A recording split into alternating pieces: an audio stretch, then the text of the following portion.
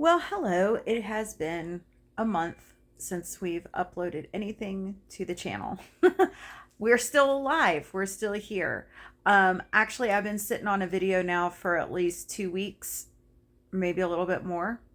Um, Jack and I went to the Greenville Heritage Museum and we had a little fun date day. And so I'm going to upload that here now.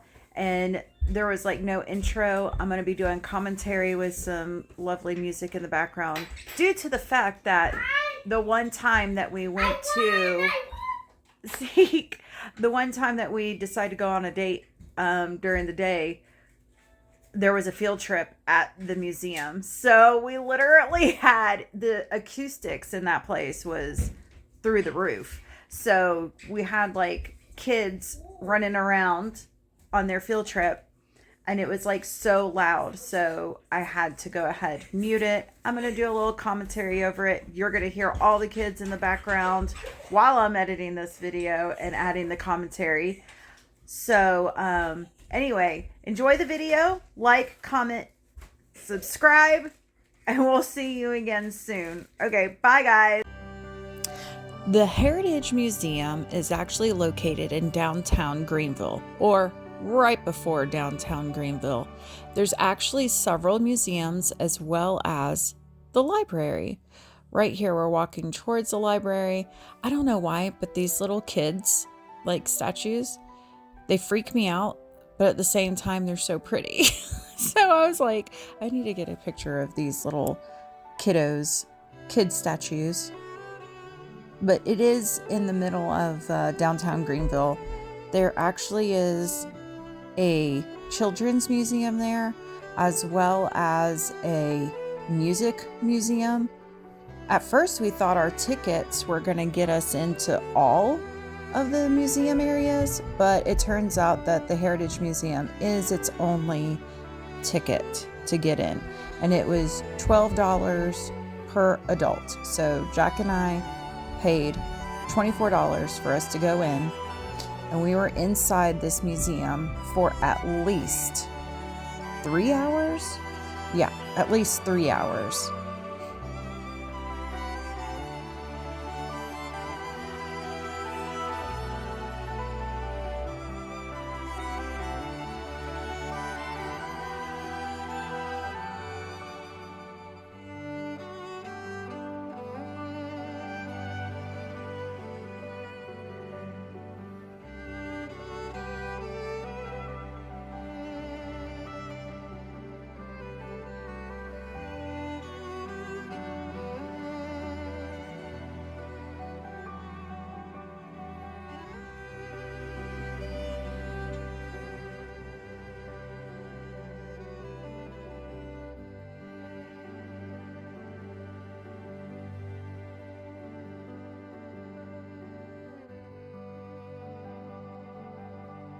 These quilts were absolutely amazing. These were hand-stitched quilts from a quilting club that goes back eons and eons in Greenville.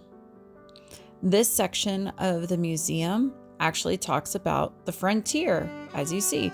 So this talks about before we got there, before Europeans got there, the Indians and everything that they went through and endured before we came over and settled the land. It does show images of the tribes, what the villages looked like.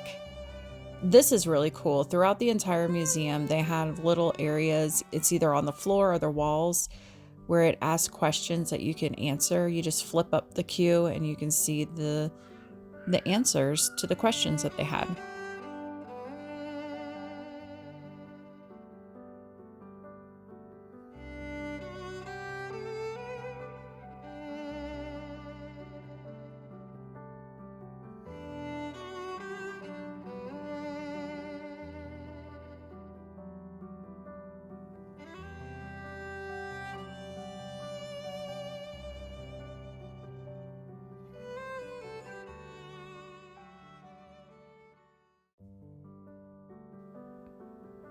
So this is an authentic peace pipe. I've never seen one in real life. I thought it was so cool.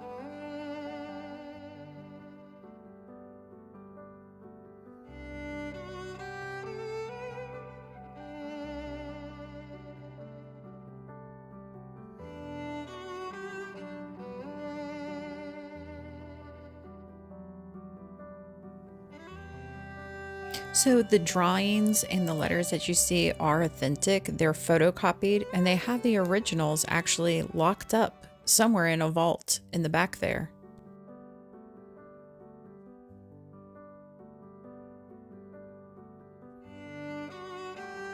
These red beads are actually made by a tribe, and they are inspired by the red pox. Who would have thought something so pretty would have came out of a disease? They probably won't go eat lunch, so they might not eat it. I bet you. Native routes.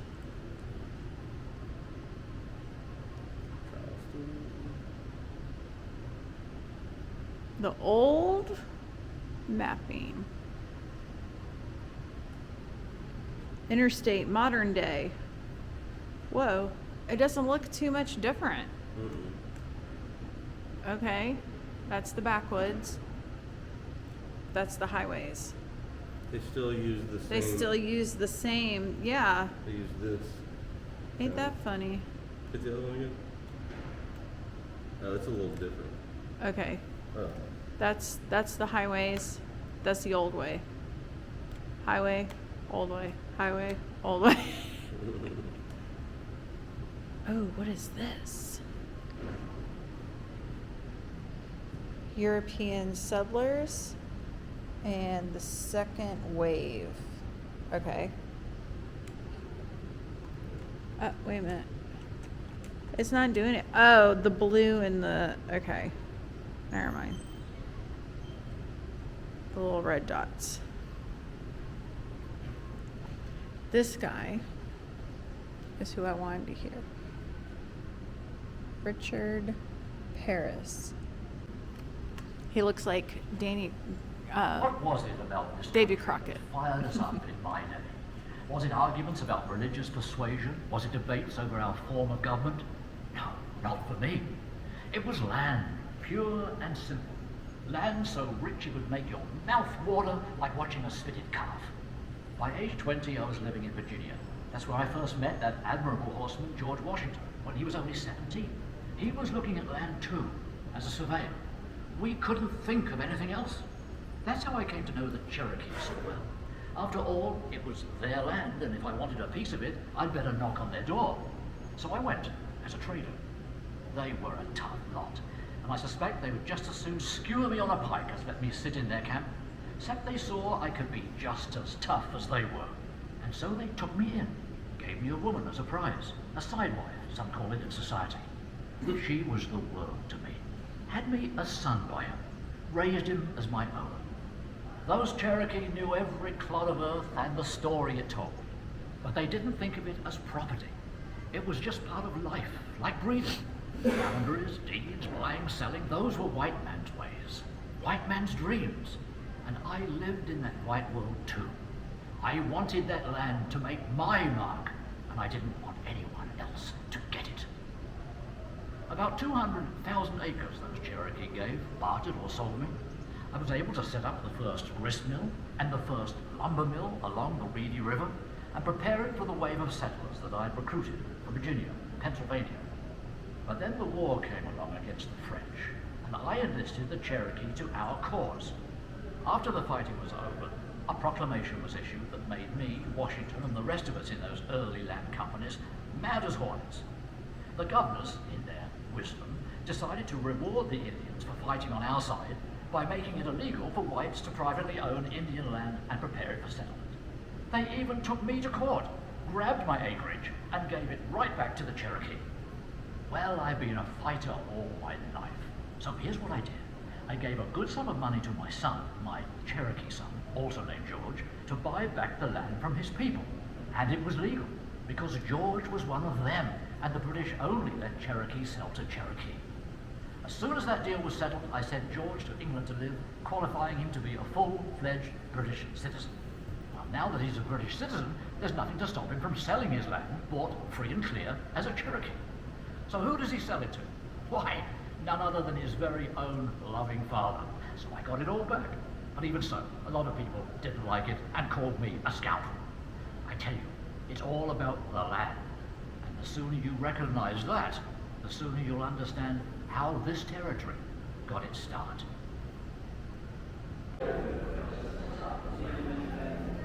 South Carolina during the Civil War.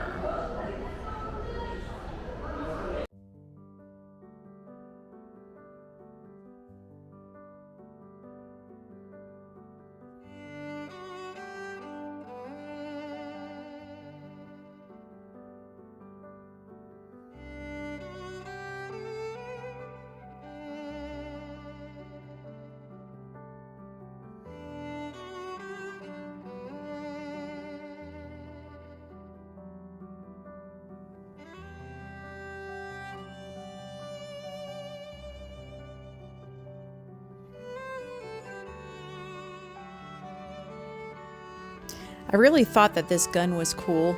It's an original, and the reason why it was so intriguing to me is because of the way they held the ammunition in the horn. Look at that. That's a horn that holds the gunpowder.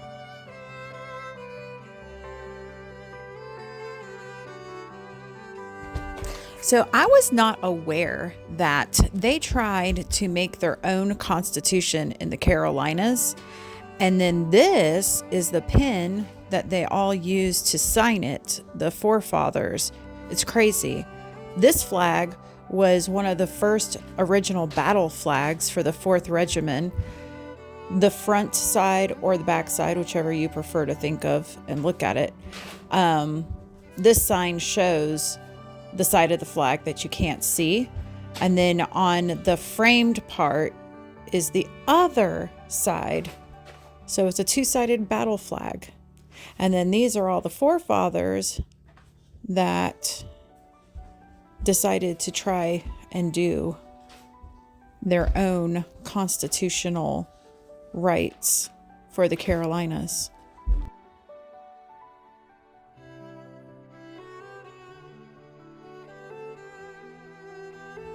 So this was a lot of fun. This was a duel to the death kit. This kit was actually used by people that were ready to fight to the death. And it's funny because next to this kit was an actual rules and regulations on how to kill each other and the proper way to do that. Just don't die. So this part of the museum actually talks about the plantation life and what it was like for early settlers with cottons and all that fun stuff.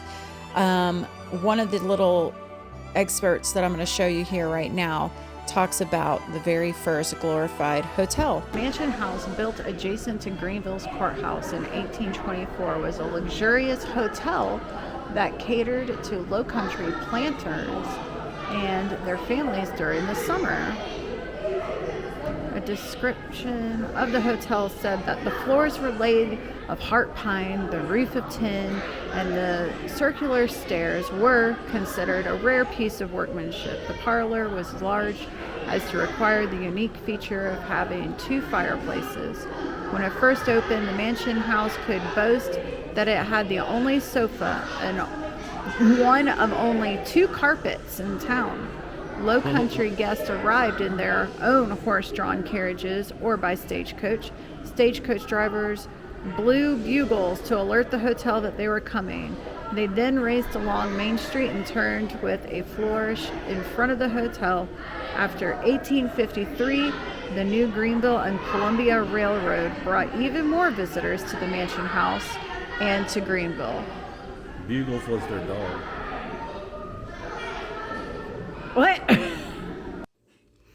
So in the museum, there were several statuettes that actually had speaker boxes that you could click, and they were like little characters that explained their first time to the Carolinas to stay in the hotel mansion.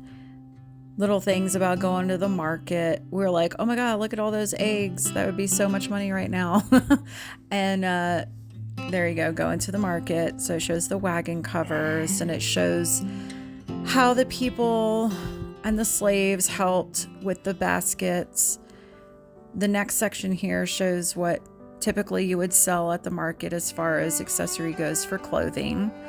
This part here was so funny to me because wearing a top hat and long underwear for women back then were considered very taboo.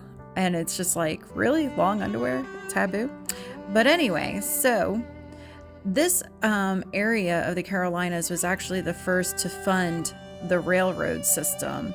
And that was like the biggest income in and out of the Carolinas. And this is all the tools, the original tools and pieces of the railway on display, which I thought was so cool. They also go into talking about bonds and how the citizens of the Carolinas had to invest in these bonds to keep the railroads open, to get the goods transferred in and out. And it talks about the guy who funded the railroad as well. This museum was very surprising in how much culture that you could learn about the Carolinas. You know, you read about this stuff when you're in school, but it doesn't really hit you until you're older and you actually can go to this museum and see it. These were the founding fathers of the schools and colleges in the area. This museum was very well versed as far as showing the educational side of things. So I highly recommend going to this museum. We had a lot of fun. This area of the museum actually shows some of the funnier displays. Listen in. You're doing an awesome job of not touching these objects. Keep up the good work. Oh, selfies are welcome, but rides are not. Suey!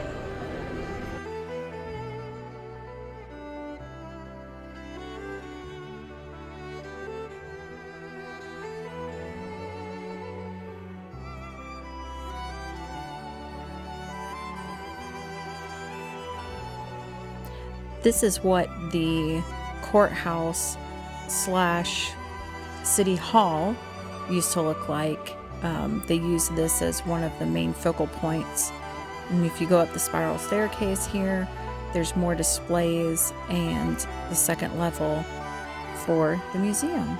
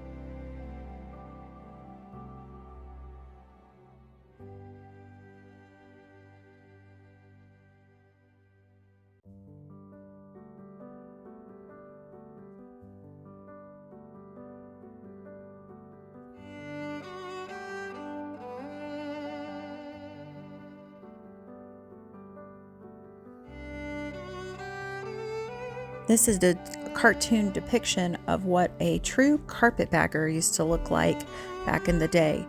That was a person who wanted to live off the railways, put everything they could in one bag like that, and just travel. Did you know that the Confederate soldiers' shirts were red? I had no idea. I thought they were white.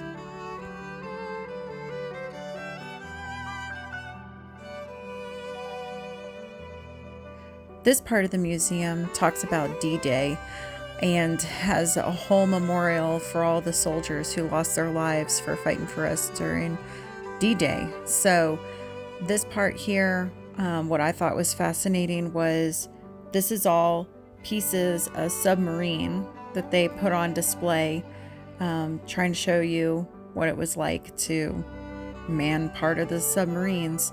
There's also memorabilia in here with soldiers and soldiers' personal belongings and information that were so graciously donated by family members and loved ones.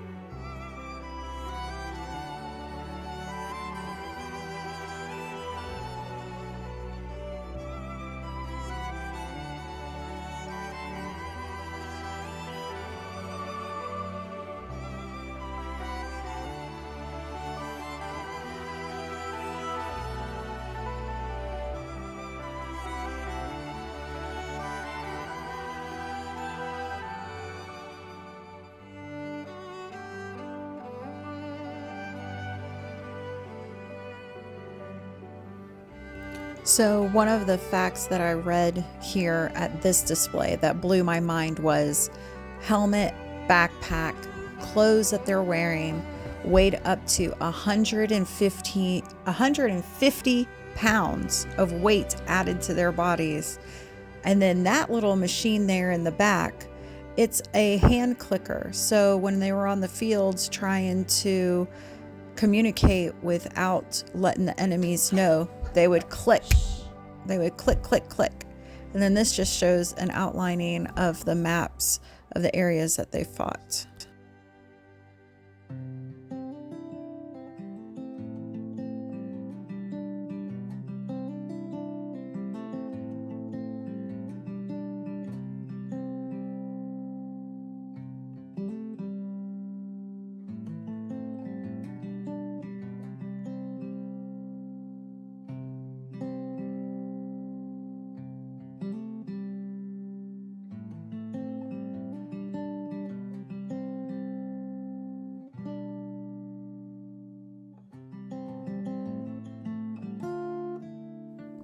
This was a 6-page type up of a prayer that was given to our soldiers over a news broadcast.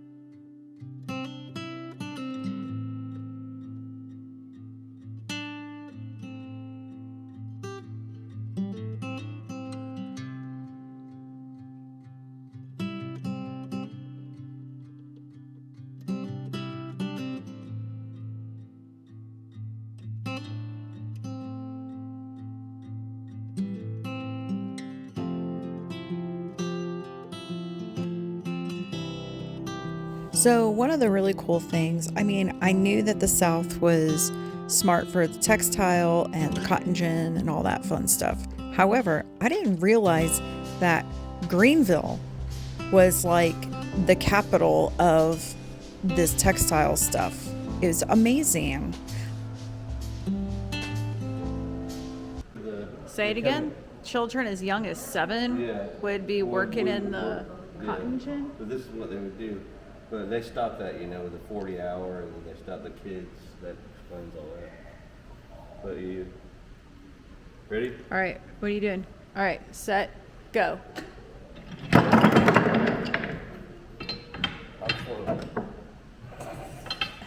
So the game is to see how fast you can put the spools back on before you get whooped because you're a kid. Oh, it didn't start. We'll start again. Ready? Okay, ready, set, go. Well, now you got practice. Yeah, that's true.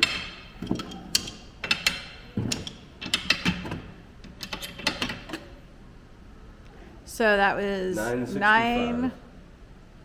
Okay. No, you got to do it. All right, let's see if I can do it. Just don't whoop me, Daddy.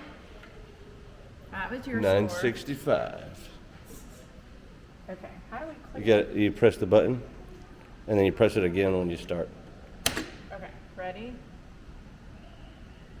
This is going to be hard to do because, okay, 1, 2, 3. Oh, that's a penalty. That's not fair. I can't. Hey, you can't cheat. That's cheating. All right, you help me, but that's not fair. Somebody else should do the timer. I got Yay. discombobulated. Hold on. You're gonna press the time. Okay, ready? Ready? Because my arms are too short. 1, 2, 3, go. Oh no.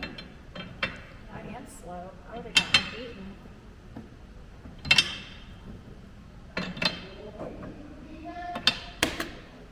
That's better than the first time. Yay! Yeah, I would have got beat.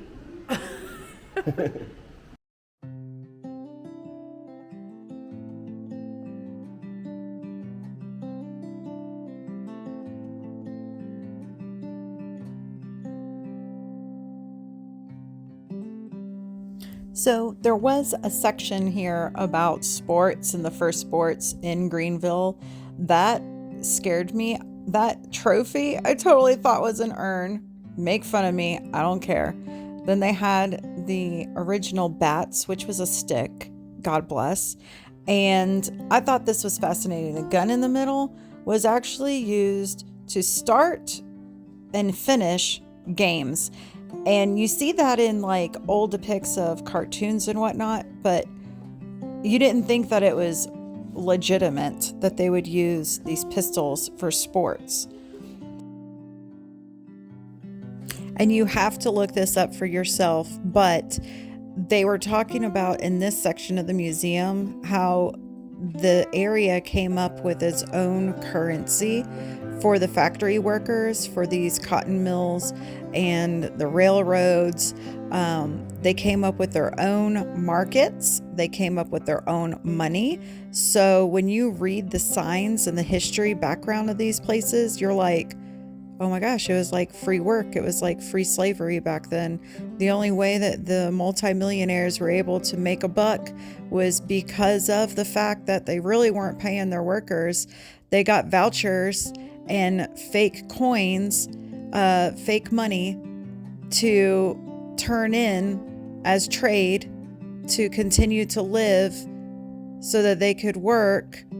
And it was just one like own little country. And it talks about that in a lot of the Depression blues and the Cold War and all that. But this is the booklets that I was talking about. These are like made up just for the factory workers there. To then, if you showed up for work, then you were going to be able to get food. And they controlled all of it.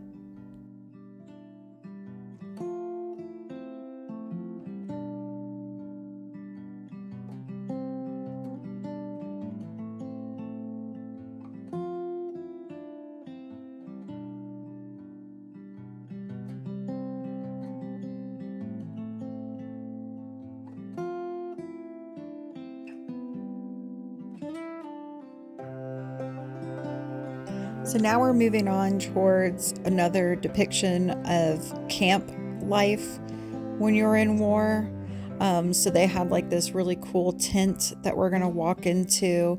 That propeller, obviously, it's a replica propeller from one of the airplanes that they used to use. But yeah, so you're going to see me walk into this really cool tent, and it's got all of this memorabilia of not just the weapons, but it's got like people's medals and recognitions. That drum, I'll show a closer up here in a second, but that was like one of the original drums used to sound to run into battle. So this was a really cool area. I really liked the tent, and unfortunately this camera just did not give enough of a wide spectrum of how cool and big that the tent was.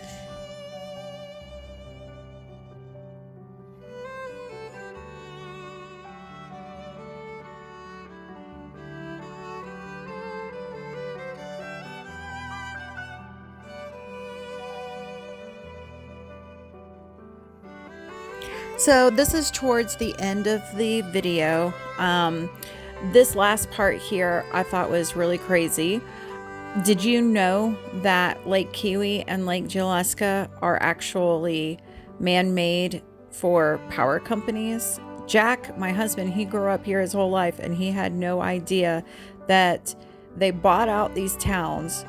These were towns, not lakes, completely flooded them, put the towns underground, relocated the people, and these signs talk about the different things down at the bottom of these towns that are just still left there. Some of them are cemeteries, a lot of them are like schools and playgrounds that scuba divers like playing basketball. Just craziness. After the museum, we decided to go get some lunch at Willie's Tacos. Never been there before. Sounded like a good idea, and it was. For one appetizer and 2 entrees, Jack and I got out of there at $46.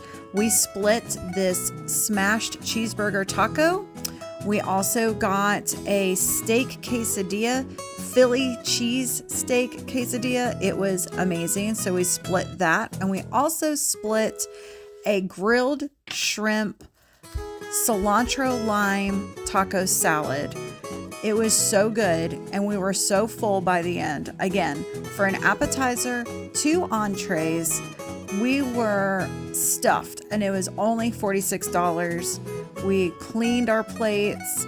I did actually take home 2 wedges of the quesadilla, but the atmosphere in there was a lot of fun. I'm about to show you some pictures of the dining.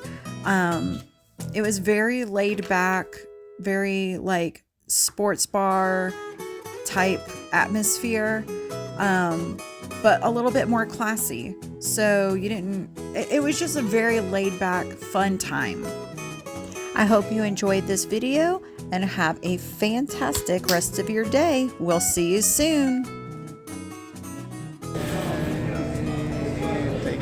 Oh no, it's recording.